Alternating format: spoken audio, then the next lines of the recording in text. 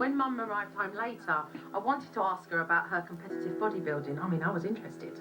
So for you, would you say it was a challenge that you set yourself, and the reward and the achievement of it makes you stand 6 foot tall and feel really proud of that? Yeah, I'm very proud of what. It's personal growth for you. Yeah. A year and a half ago, I got introduced to competitive bodybuilding. I am hooked, and I am looking forward to my second competition. Do you feel you have as much satisfaction at home at the moment? With the family? No. It is so hard to admit that I am not enjoying my family right now and don't want to be there. Because I feel so unappreciated for what I do for them. I'm so upset that I've withdrawn myself almost for survival, just like so I don't totally explode and break down, and I just kind of block it out. After speaking to Mum, I knew that I needed to work on making sure she could emotionally reconnect with her children. I don't want to look back and say, oh my gosh, the kids are gone. I didn't enjoy any of it, and it's over. Yeah. Lammy chops. I was hoping that when Dad came home, he would restore order and discipline and be the solution. Instead, he was the problem. You're in training mode. I don't think. Gotcha, dog. Dave's a very playful person. He laughs a lot. You're awake. I saw you. You know, he's a really happy-go-lucky chap, but I realised this constant smile stayed on his face. Even when his children started to misbehave. No, let her up. Laughter seems to be just a natural response, and it's very misinterpreted by the kids. No. Rained on it. He just doesn't see when it's time to just calm down and be firm with his children. You're gonna hurt yourself. They don't recognize when to stop sometimes. All right, that's enough. Oh, right in the eye. Before I know it, David's got a scratch on the side of his face that his son's given him, and he's not even said anything about it. You got a scratch on your face? Yeah, he brutalized me already. And there's Casey feeling good because he's done that to his dad. Breakers a ball. You will break nobody. Instead of Dad dealing with the situation, he laughs everything off. So then he becomes the good cop, she's the bad cop, and Mum's fed up with it. Hey, Carly, I'm going to have dinner there. Can you pick up your... I've had a really good day today. It's been really interesting just hanging out with you all. We are not perfect parents, and we probably never will be perfect parents, but we need to be better parents.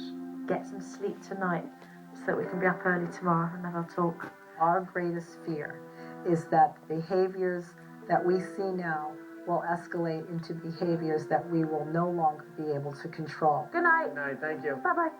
These kids know what they need, and their parents are not doing it for them. So when I come back tomorrow to talk to them, I'm going to have to lay it down straight.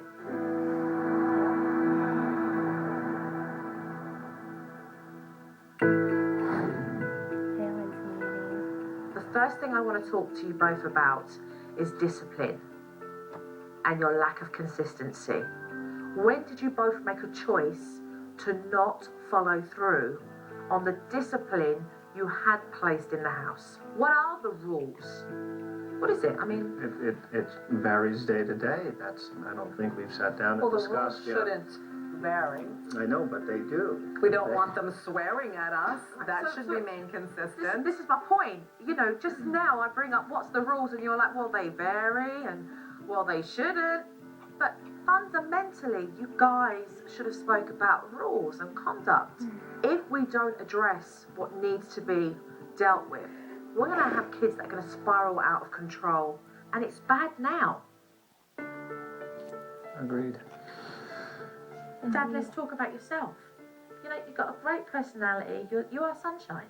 But there comes a point when your kids are smacking you in the face and they're being rude to you and you're like, I'm like, what is he doing? There's a line. You've got to draw the line, David. It's hard to feel where that line is. I mean... No, you know it. Oh, trust me, David. I know you know it. When Casey was roughhousing with you and you guys were wrestling, They got to a point where your face went serious for a minute, and that is when you should have turned around and said to him, hold on a minute, Casey. That's enough now. Instead, you just blew it off. Last but not least, let's concentrate on yourself here, Gina.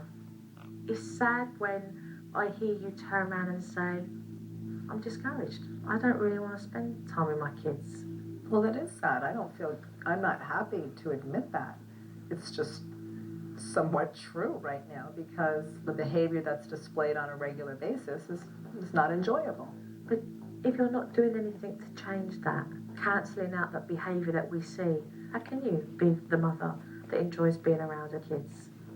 Well, I can't successfully until it does change. It's not that you don't want that though, is it? No.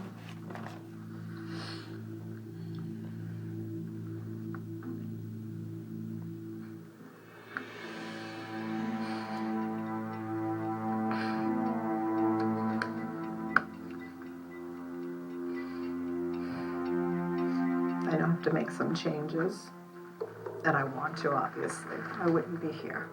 Dave always reminds me, they're going to be gone and you're going to look back.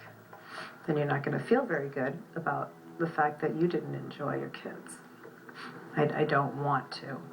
I don't want that to happen. What we need is togetherness. What we need is a family growing, bonding with one another, emotionally connecting. I want focus, effort, perseverance, and I want you guys working together as a team, okay? We're in. Yep. Okay, let's go. Coming up on Supernanny.